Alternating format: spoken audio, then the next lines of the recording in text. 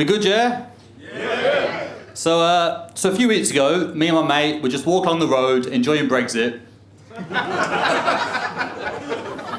And he turns to me and he's like, did you have any trouble or racism from any of the white kids at school? And I can honestly say the whole time I was there, I never had any white kids at my school. Not one. We would do a whole year group football game, blacks versus packs. The Chinese kid can be ref. We did actually have one kid in my year who was Chinese. He probably still is, to be fair to him. We also had one teacher, a bit weird, called Mr. Parker. And the reason I knew Mr. Parker was a bit weird, even as you got older, if you ever forgot your kit, he'd make you do the whole lesson in pants and socks. He taught maths. So in year 8, a Polish kid joined my school, and some of us had never seen a white kid before. So we were all touching his hair, like, oh my God, so dry and thin. I was buzzing when he joined though, because it meant we could finally play cowboys and Indians. Before that, we just played Indians and more Indians. Do you guys remember that sex education lesson when the teacher would put a condom on a banana? Do you guys remember that? Or if you're pre-Jamie Oliver, on a turkey Twizzler. The whole time the teacher was putting the condom on the banana, she's kept making eye contact with me. And I thought, this is exactly why I hate being homeschooled.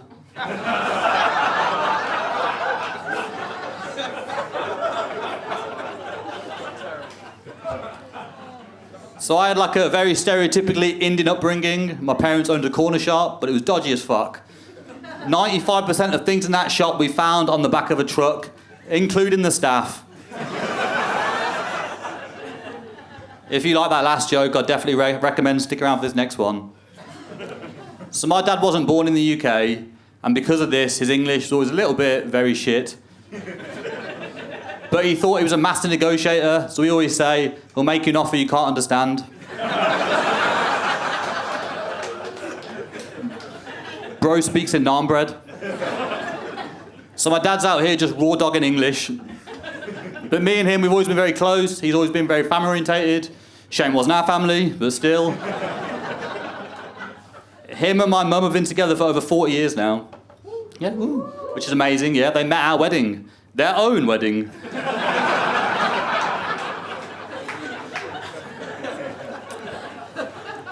As you'd probably expect, my parents were quite pushy, quite strict. Mum used to always say to me, if you want to get ahead in this country, you're going to have to work 3 times as hard as the white kids. Which wasn't very hard.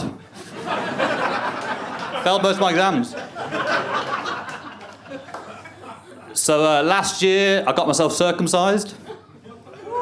There we go. I didn't do it for like religious or medical purposes. I did it purely for these jokes. So I really hope you like them. Before getting it done, I wanted to make sure my last few months, my foreskin were really special. So I organised a pre-circumcision tour. I texted my exes, or both of them,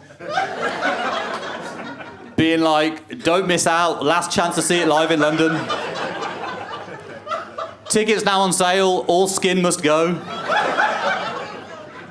No one responded.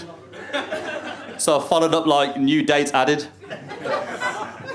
I did that thing you do, when you go to the hairdressers and you take a photo of what you want your cut to look like. The doctor looked and was like, you don't have a length for this style, mate. And I can't match the colour. Immediately after the amputation, the doctor/rabbi was like, oh, by the way, you can't have sex for 8 weeks. And I had to pretend like that'd be a challenge for me.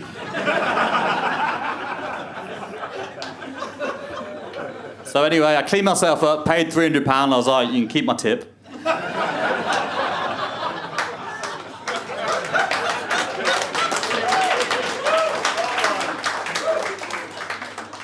So despite having a very Indian upbringing, my parents gave me the final boss of white man named Gary. And the reason they gave me this god-awful name is like back in the 70s when they were growing up, like the levels of racism back then compared to now were like way, way similar. But it confuses people, and I get this a lot. I'll be like, nice to meet you, I'm Gary. They'll be like, oh, Gary, what's your real name? And I'll be like, no, it's Gary. They'll be like, no, what's your real name? And I'll panic and be like, I don't know, fucking Manpreet or something.